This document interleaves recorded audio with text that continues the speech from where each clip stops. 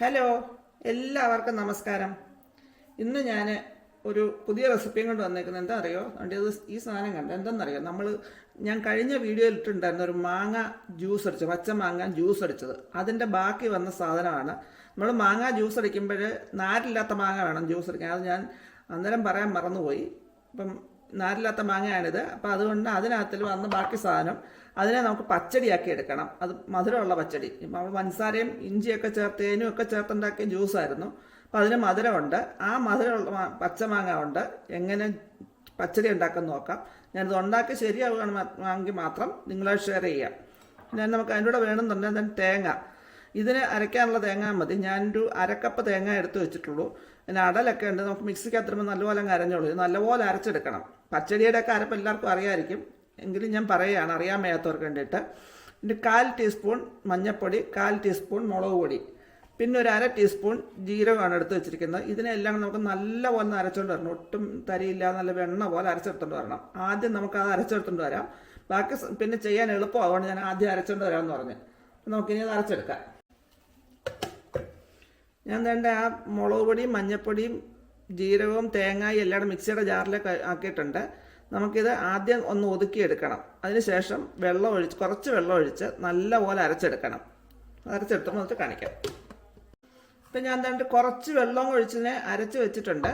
ഇനി നമുക്ക് ഇതിനകത്തേക്കൊരു 1/4 ടീസ്പൂൺ മതി. കുറച്ച് കടുക് മതി. വലിയ കൂടുതലിട്ട് കഴിഞ്ഞാൽ കഴിക്കും കടുകിൻ്റെ. ഇത്രയും കടുക് മതി. ആ പച്ചടിക്ക് ഒരു ടേസ്റ്റ് വരണമെങ്കിൽ കടുക് ചേർക്കണം. കടുക് അരയ്ക്കരുത്, ഒന്ന് ചതഞ്ഞ് വരാവുള്ളൂ. പിന്നെ അതിൻ്റെ ഒരു കൊച്ചു പച്ചമുളക് ഞാൻ ചേർക്കുന്നുണ്ട്. ഇത് ഓപ്ഷണലാണ്, വേണ്ടുന്നവർക്ക് മാത്രം ചേർത്താൽ മതി. മധുരമുള്ളതിനെ ഒരു ചെറിയ ബാലൻസ് ചെയ്തിരിക്കുന്ന വെച്ചാണ് ഞാൻ പച്ചമുളക് ചേർത്തത്. അത് വേണ്ടുന്നവർ മാത്രം ചെയ്താൽ മതി, അല്ലാത്തവർക്ക് സ്കിപ്പ് ചെയ്യാം. നമുക്കിനി ഇതിനെ ഒന്ന് അരയത് ഒരുപാട് ഒന്ന് കറക്കിക്കൊണ്ട് വരാനുള്ളൂ. അപ്പം ചെറുതായിട്ട് ചതഞ്ഞ് വന്നാൽ മതി. നമുക്കൊന്ന് കറക്കിയെടുത്തുകൊണ്ട് വരാം.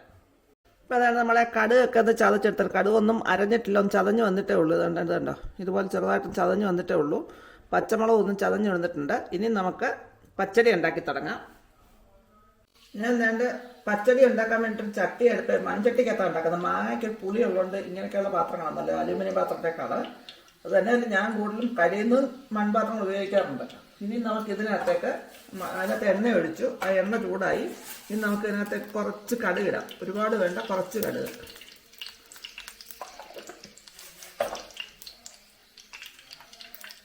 മൺചട്ടിയായിട്ടാണ് കടുക് പൊട്ടാൻ താമസം. നല്ലപോലെ തിളച്ച എണ്ണയാണ്. അങ്ങനെ കടുകൊക്കെ ഒന്ന് പൊട്ടി. ഇനി നമുക്ക് ഇതിനകത്തേക്ക് കുറച്ച് മുളക്. ഞാൻ കുറച്ച് നമുക്ക് പച്ചടിയല്ലേ ഉള്ളൂ, കുറച്ച് മാങ്ങയേ ഉള്ളൂ. അപ്പോൾ അതിനുള്ള കടുകും മുളകും ഇട്ടുണ്ട്. മുളക് ഒന്ന് ചൂടായി കഴിയുമ്പോൾ നമുക്ക് ആ മാങ്ങായ്ക്കടങ്ങ് ഇട്ട് കൊടുക്കാം. ഞാൻ തീ സിമ്മിലേക്ക് ആക്കാണ്ടി.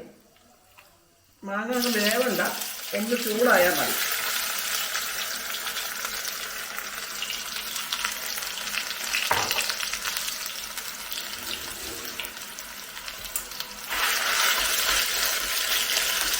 ചെറുതായിട്ടൊന്ന് ചൂടായാൽ മതി. അതുകൊണ്ട് നമ്മൾ മാങ്ങ വെച്ചിട്ട് 1 മിനിറ്റായി. ഇനി ഇപ്പം ഇത്ര ചൂടായാൽ മതി, ഒരുപാട് ചൂടാവേണ്ട. ഇത്രയും ചെറുതായിട്ട് ചൂടായിട്ടുള്ളത് മതി. നമ്മൾ സിമ്മിലിട്ടാണ് ചെയ്തേക്കുന്നത്. ഈ കടുക് വറക്കുമ്പോൾ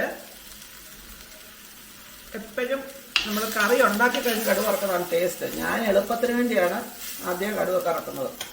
ഇനി നമുക്ക് അരച്ച് വെച്ചിട്ട് അരപ്പ് അങ്ങോട്ട് ചേർക്കാം. അരപ്പ് ചേർത്തിന് മിക്സിയുടെ ജാറൊന്ന് കഴുകി ഒരു കുറച്ച് വെള്ളം, 1-2 സ്പൂണുള്ളൂ, അതിൽ കൂടുതൽ വേണ്ട. ഒരുപാട് വെള്ളം പോലെ ആയി പോകരുത്. ഞാൻ ഒന്ന് ചൂടായി തരണം.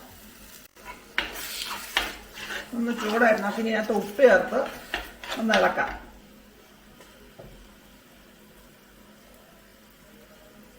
ഉപ്പ് കൂടി പോരുന്ന ആവശ്യത്തിനേ ആകാവുള്ളൂ. നോക്കിയിട്ട് പിന്നെ വേണമെങ്കിൽ ചേർക്കാം.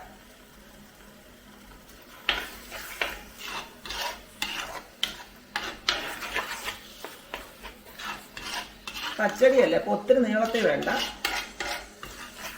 ഒരു കുറുകിയ പരുവത്തിലിരിക്കണം.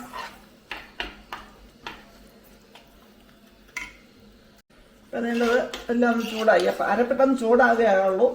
ചൂടായിട്ടുണ്ടെങ്കിൽ നമ്മൾ തീ അങ്ങ് അണയ്ക്കാൻ നോക്കാം. എന്നിട്ട് ഇനി ഇതിനകത്തേക്ക് നമുക്ക് ഇച്ചിരി തൈര് ചേർക്കണം. അത് പുളിയുടെ ആവശ്യത്തിന് ഉള്ള തൈര് ചേർക്കണം. പുളിയുടെ കണക്കാക്കണം. ഓരോരുത്തർക്കും ടേസ്റ്റ് ഓരോന്നായിരിക്കും. എന്നാലും ഒരുപാട് പുളി വേണ്ട. ആ പുളിയുടെ ആവശ്യത്തിനുള്ള തൈര് ചേർക്കണം. ഞാനിവിടെ 2 ടേബിൾ സ്പൂൺ തൈര് ചേർത്ത് നോക്കുന്നുണ്ട്. കുറവാണെന്നുണ്ടെങ്കിൽ പിന്നെ ഒന്നുകൂടെ ചേർക്കാം.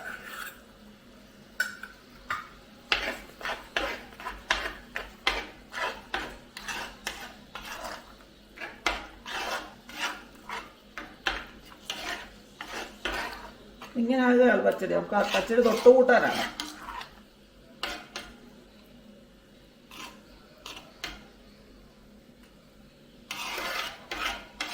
ഇനി നമുക്ക് അതിൻ്റെ ഉപ്പൊക്കെ നോക്കിയിട്ട് തൈര് കുറവാണെന്നുണ്ടെങ്കിൽ ഉപ്പും തൈരും കുറവാണെന്നുണ്ടെങ്കിൽ കുറച്ചുകൂടെ ചേർക്കാം. ഇതുണ്ട് നമ്മുടെ പച്ചമാങ്ങ മധുരപ്പച്ചടി റെഡി. ഇനി ഇത് നമുക്ക് ടേസ്റ്റ് നോക്കാം. മധുരം ഉണ്ടോ, ഉപ്പുണ്ടോ, പുളിയുണ്ടോ എന്നൊക്കെ നോക്കാം.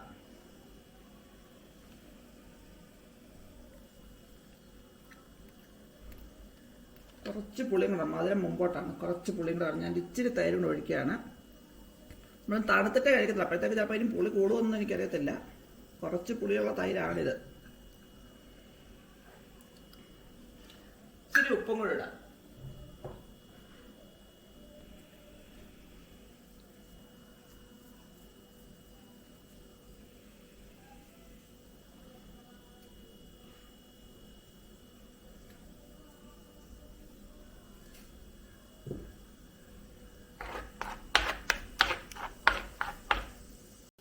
ഞാൻ നോക്കട്ടെ ടേസ്റ്റ് എങ്ങനെ ഉണ്ടെന്ന്.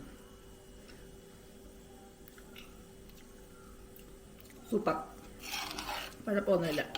ഇത് മാങ്ങ എന്നാലും പറയത്തില്ല. നമ്മൾ ഏത്തക്കായും പൈനാപ്പിളും മത്തങ്ങായും ഒക്കെ കൊണ്ട് പച്ചടി വെച്ചിട്ടുണ്ട്. പക്ഷേ ഇങ്ങനെ പച്ചടി ഞാൻ കൂട്ടിയിട്ടില്ല.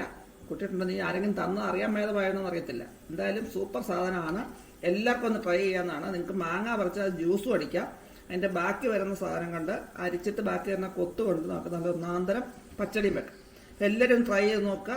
നിങ്ങളുടെ വിലയേറിയ അഭിപ്രായങ്ങളും നിർദ്ദേശങ്ങളും കമന്റ് ബോക്സിൽ ഇട്ടേക്കുക. പുതിയൊരു വീഡിയോ കൊണ്ട് വരുന്നവരേക്കും ബൈ.